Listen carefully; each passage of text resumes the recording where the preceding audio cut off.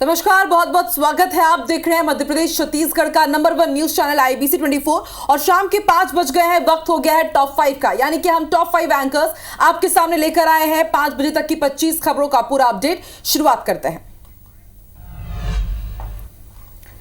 और बुलेटिन की शुरुआत दिल्ली सीएम हाउस से, जहां आम आदमी पार्टी की राज्यसभा सांसद और दिल्ली महिला आयोग की पूर्व चीफ स्वाति मालीवाल पर दुर्व्यवहार की खबर है। मुख्यमंत्री केजरीवाल के निज सचिव पर मार पिटाई के आरोप लगे हैं। मामले पर दिल्ली डीसीपी मनोज मीणा का भी बयान सामने आ गया है। उन्होंने कहा कि सुबह करीब 9:30 बजे एक पीसीआर कॉल आया, जिसमें कॉल करने वाले ने कहा कि उसके साथ सीएम आवास के अंदर हमला किया गया है। स्थानीय पुलिस ने कॉल का जवाब दिया और एसएचओ और स्थानीय पुलिस कुछ देर बाद सांसद स्वाति मालीवाल को थाना सिविल लाइन लेकर आई और बिना कुछ शिकायत दिए ही थाने से चली गई। इस मामले में अभी तक कोई शिकायत नहीं हुई है। महादेव सट्टा मामले में ईओडब्ल्यू ने पुलिस आरक्षक अर्जुन यादव को गिरफ्तार किया था। उसकी निशानदेही पर राजधानी पुलिस ने बिहार के 5 सटोरियों को पश्चिम बंगाल के कोलकाता से गिरफ्तार किया। ये सटोरिये कोलकाता में बैठकर महादेव पैनल 364 आईडी से आईपीएल क्रिकेट मैच में दांव लगा रहे थे। वहीं पूछताछ में पता चला कि दुबई में बैठे सट्टा संचालकों द्वारा सट्टे की रकम क्रिप्टो करेंसी के रूप में ली जा रही है। गिरफ्तारी के बाद आरोपियों को रायपुर लाया गया। आरोपियों के कब्जे से bank passbook, chequebook, ATM card, mobile और लैपटॉप जब्त किए गए हैं। तो अगली खबर रायपुर से, जहां महादेव सट्टा ऐप में एसईबीआई की एंट्री भी हो गई है। ईडी ईओडब्ल्यू के बाद अब एसईबीआई की एंट्री हुई है। कोर्ट में पेश ईडी की 2020 पन्नों की चार्जशीट में ये खुलासा हुआ है। सौरभ चंद्राकर, रवि उत्पल, शुभम सोनी ने निवेश किया था इसमें। सट्टे की कमाई को शेयर बाजार में इसके बाद लगाया। 1000 करोड़ से ज्यादा का निवेश किया गया था। मामले की जांच अब एसईबीआई करेगी। भोपाल में खत्री परिवार के यहां पुलिस के रेड का मामला अब थमता नहीं दिख रहा है। गायब पैसों से भरे बैग पुलिस ने बरामद कर लिए हैं। करीब 6 से 7 बैग बरामद होने की सूचना मिली है। खत्री परिवार के रिश्तेदार के यहाँ ये बैग मिले हैं और रिलेटिव के यहाँ ये बैग जब्त किए गए हैं। मनी लॉन्ड्रिंग और हवाला को लेकर पुलिस ने रेड की थी और मामले में लापरवाही में अशोका गार्डन के टीआई ऑलरेडी सस्पेंड हो चुके हैं। 4 पुलिसकर्मी भी इस मामले में निलंबित हुए थे। प्रेस कॉन्फ्रेंस कर पुलिस अब आगे के मामले का खुलासा करने जा रही है। रीवा पुलिस ने 6 दिन पहले हुए 6 माह के बच्चे के अपहरण की गुत्थी सुलझा ली है। पुलिस ने बच्चे को मुंबई के कल्याण इलाके से सकुशल बरामद कर लिया है। पुलिस के मुताबिक अपहरणकर्ताओं ने बच्चे को मुंबई के 2 व्यक्तियों को 8 लाख रुपए में बेच दिया था। पुलिस ने बताया कि बच्चे को मुंबई के निसंतान व्यक्ति ने 29 लाख रुपए में खरीदा था। फिलहाल पुलिस ने वारदात में शामिल 11 आरोपियों को गिरफ्तार किया है और फरार एक अन्य आरोपी की तलाश में जुटी है। बता दें कि बच्चे का अपहरण 6 और 7 मई की दरमियानी रात को हुआ था। वहीं पखानजोर से खबर है, पुलिस और नक्सलियों के बीच मुठभेड़ हुई है। मुठभेड़ में 2 पुरुष और 1 महिला नक्सली ढेर हो गए हैं। पेरमिली दलम कमांडर वासु के ढेर होने की खबर है। घटनास्थल से एक AK-47 और एक कार्बाइन बरामद की गई है। एक इंसास समेत नक्सली सामग्री भी बरामद किए गए। गढ़चिरौली एसपी नीलोत्पाल ने इसकी पुष्टि की है और गढ़चिरौली जिले के गट्टा थाना क्षेत्र की घटना। बीजापुर के पिड़िया के जंगल से 14 नक्सली गिरफ्तार किए गए हैं। मौके से विस्फोटक नक्सली सामग्री भी बरामद हुई है। डीआरजी बीजापुर और गंगालूर थाना की ये कार्रवाई थी।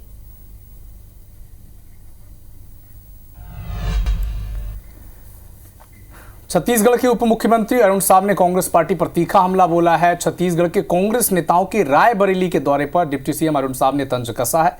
कहा है कि कांग्रेस एक परिवार की पार्टी है, इसलिए लगातार कांग्रेस के नेता रायबरेली का दौरा कर रहे हैं। ये भी सवाल पूछा अरुण साव ने कि आखिर सोनिया गांधी की सांसद निधि का पैसा कहां खर्च किया गया। रायबरेली की जनता राहुल गांधी को इस बार बेरंग वापस लौटाएगी, ये दावा अरुण साव ने किया है। कांग्रेस पार्टी इतने सीटों पर चुनाव लड़ रही है, पर कांग्रेस के नेता कहीं जा रहे हैं तो केवल रायबरेली, और रायबरेली की जनता ने तो तय कर लिया है। रायबरेली की जनता हिसाब पूछ रही है कि वो सांसद निधि का पैसा सोनिया गांधी जी ने कहां लगाया। रायबरेली की जनता पूछ रही है। अब तो उन्हें आगे का रास्ता चुनना पड़ेगा। रायबरेली की जनता ने उन्हें बैरंग वापस करने का संकल्प ले लिया है।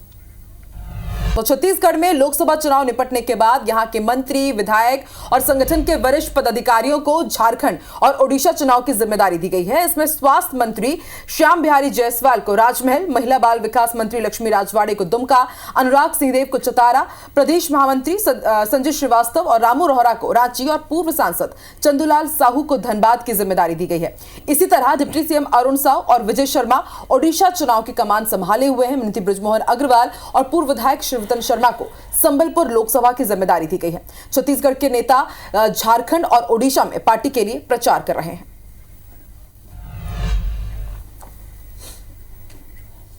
और रिजल्ट को लेकर सीबीएसई बोर्ड के छात्रों का इंतजार अब खत्म हो चुका है। सोमवार को सीबीएसई ने 12वीं और 10वीं दोनों ही कक्षाओं के नतीजे जारी कर दिए। बोर्ड की तरफ से रिजल्ट की घोषणा अचानक से कर दी गई।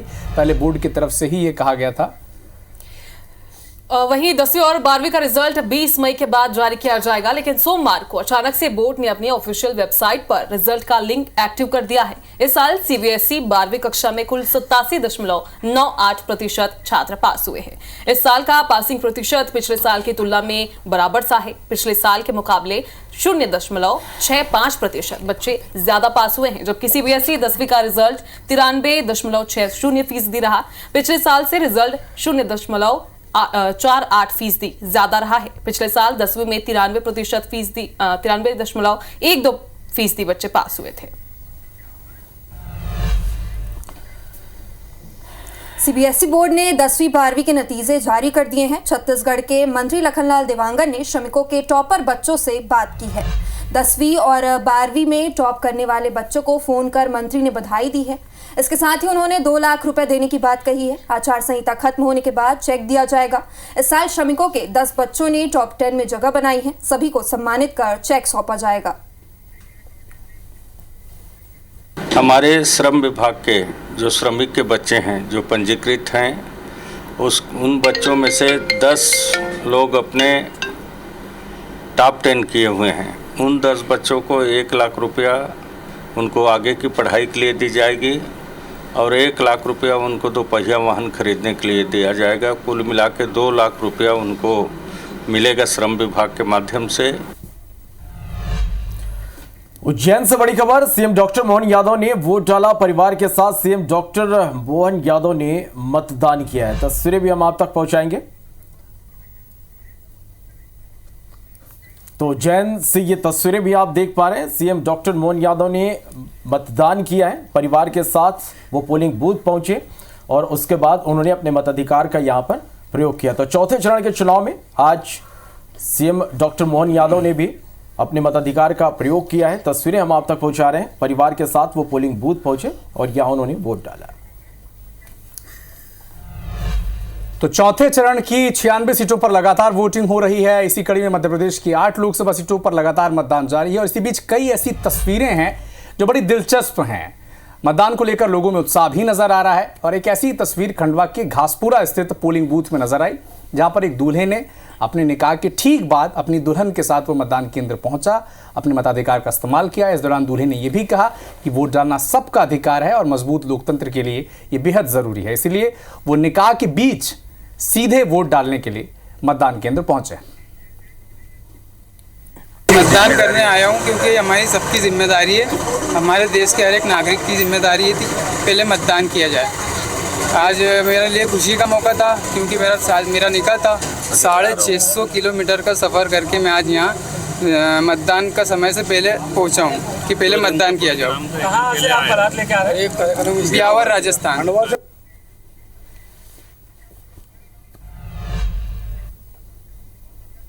और चलिए आगे बढ़ते हैं। महू का रुख करेंगे। यहाँ बूथ क्रमांक 84 पर ईवीएम में अचानक खराबी आ गई और इसका विरोध कांग्रेस कार्यकर्ताओं ने किया। कांग्रेस कार्यकर्ताओं का इस दौरान पुलिसकर्मियों से विवाद भी हो गया।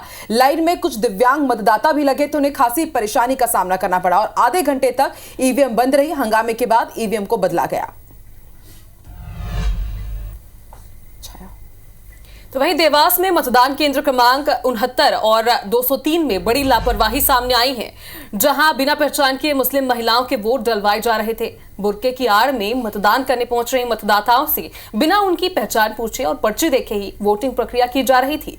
इससे आक्रोशित भाजपा कार्यकर्ताओं ने मतदान केंद्र पर हंगामा कर प्रशासन को मामले से अवगत कराया, जिसके बाद प्रशासन की ओर से देवास तहसीलदार सपना शर्मा ने पंचनामा बनाकर पीठासीन अधिकारी को तत्काल बदलने की कार्रवाई की। हालांकि बातचीत के बाद भी पीठासीन अधिकारी कैलाश चौधरी ने अपनी गलती मानने से पूरी तरह से इनकार कर दिया। एजेंट आपत्ति लेता है कि ये महिला वो नहीं है, तो हमारे पास 2 महिला हैं, एक आंगनवाड़ी कार्यकर्ता और एक वो महिला पुलिस वाली। उनका चेहरा देखने के लिए हमें ये अलाउ नहीं है कि हम किसी महिला को हाथ लगाएं, चेहरा देखें। पहचान को तो हमको देखना ही पड़ेगा कि कौन व्यक्ति वोट डाल रहा है। इसके लिए पीठासीन अधिकारी को हम लोग निर्देशित भी करते हैं कि हम लोग आंगनबाड़ी कार्यकर्ता को इसीलिए बिठाते हैं जिससे वो, क्योंकि लोकल होती हैं तो वो सभी को जानती हैं। हमारा यह कहना है कि निर्वाचन आयोग फोटो आईडी इसीलिए मंगवाता है कि फोटो देख करके उससे चेहरे का मिलान करके फिर मतदान हो सके। पार्शलिटी चल रही है, इसकी हमने अंदर व्यवस्था कर रखी, पर अंदर हमारे कार्यकर्ताओं के साथ इस प्रकार से इन्होंने मना कर दिया गया कि नहीं, ना हम बुर्का उठवाएंगे ना आप किसी को देखने की। इस पर अभी हमने आपत्ति उठाई और प्रशासनिक टीम यहाँ पर आ रही है। तो चौथे चरण के रण में मध्य प्रदेश में मतदान के दौरान निर्वाचन आयोग को सुबह के समय कुछ दिक्कतों का सामना करना पड़ा। निर्वाचन आयोग ने बताया कि मॉक पोल के दौरान 47 BU, 48 CU, 90 वीवीपैट यहां पर बदले गए हैं। निर्वाचन अधिकारी ने बताया कि मंदसौर में सेक्टर 45 सेल्फी पॉइंट पर एक राजनीतिक दल का चिन्ह लगा हुआ था, जिसके चलते सेक्टर ऑफिसर बबीता सोनकर और sector police officer Radheshyam Sonkar को नोटिस दिया गया। वहीं उज्जैन में पोलिंग बूथ नंबर 37 पर आरती हरने को स्थानीय कारणों के चलते हटाया गया। और चलिए अब सीधे रुख कर लेते हैं वाराणसी का। प्रधानमंत्री नरेंद्र मोदी आज यहां पर रोड शो कर रहे हैं। तो ये सीधी तस्वीरें, प्रधानमंत्री नरेंद्र मोदी आज वाराणसी पहुंचे हैं। आपको बता दें कल यहां से वो नामांकन दाखिल करेंगे। प्रधानमंत्री नरेंद्र मोदी लगातार वाराणसी से चुनाव लड़ते आए हैं और वाराणसी में वो पहुंच चुके हैं और एक ही भव्य और दिव्य रोड शो, शक्ति प्रदर्शन की तस्वीरें हम आपको दिखा रहे हैं। और इससे पहले भी वाराणसी से वो लड़े थे और कल आपको बता दें कल वो जाकर के नामांकन दाखिल करेंगे। उत्तर प्रदेश के सीएम योगी आदित्यनाथ यहां पर उनके साथ मौजूद हैं और आज इस रोड शो को बेहद भव्य बनाने के लिए, सफल बनाने के लिए जगह जगह देखिए किस तरह से स्वागत मंच तैयार किए गए हैं। अब तक का ये सबसे बड़ा रोड शो माना जा रहा है और इससे पहले भी साल 2014 और साल 2019 में जब नामांकन दाखिल करने पहुंचे थे प्रधानमंत्री नरेंद्र मोदी, तो इसी तरह से उनका यहां पर स्वागत किया गया था। और आज कुछ वैसी ही झलक एक बार फिर से उत्तर प्रदेश के वाराणसी की इस गली में आपको नजर आ रहा है।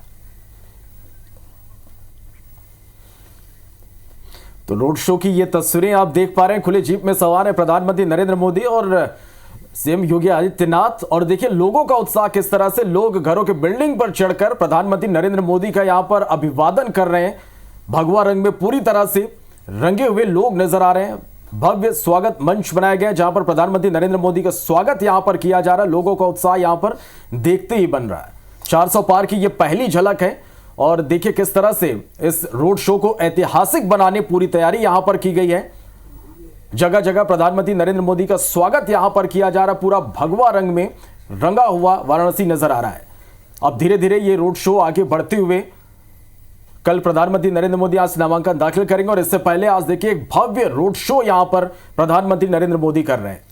और ये पूरा जो रोड शो है 5 किलोमीटर लंबा ये रोड शो है और जो आकर्षण का केंद्र है वाराणसी के स्वागत मंच के जरिए उसकी भी झलक यहां पर दिखाई जा रही है। और देखिए अभिवादन सबका स्वीकार करते हुए प्रधानमंत्री नरेंद्र मोदी का ये रोड शो, ये काफिला आगे बढ़ते हुए जा रहा है। और जैसा कि श्रवण कह रहे हैं कि आज पूरी वाराणसी भगवामय, मोदीमय हो चुकी है। और इससे पहले प्रधानमंत्री नरेंद्र मोदी आज बिहार पहुंचे थे। बिहार के पटना में हरमंदिर साहब गुरुद्वारे वहां पर पहुंचे, वहां पर उन्होंने खाना परोसा, सेवा की और उसके बाद सीधे वाराणसी वो पहुंचे। और आज पूरे देश की निगाहें वाराणसी में टिकी हुई और ना सिर्फ आज बल्कि कल भी। और आज देखिए आज से ही माहौल वाराणसी में बन चुका है क्योंकि कल प्रधानमंत्री नरेंद्र मोदी नामांकन दाखिल करेंगे और आज उससे पहले एक बड़ा शक्ति प्रदर्शन, आज पूरी वाराणसी मोदीमय भगवामय नजर आ रही है।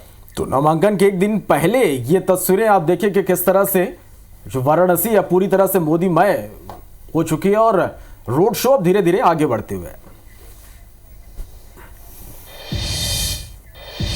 तो प्रधानमंत्री नरेंद्र मोदी की रोड शो की तस्वीरें आगे भी हम आप तक पहुंचाते रहेंगे। फिलहाल टॉप 5 में इतना ही, हमें दीजिए इजाजत। लेकिन आप देश और दुनिया की तमाम बड़ी खबरों के लिए बने रहिए IBC 24 के साथ। हमें दीजिए इजाजत। नमस्कार।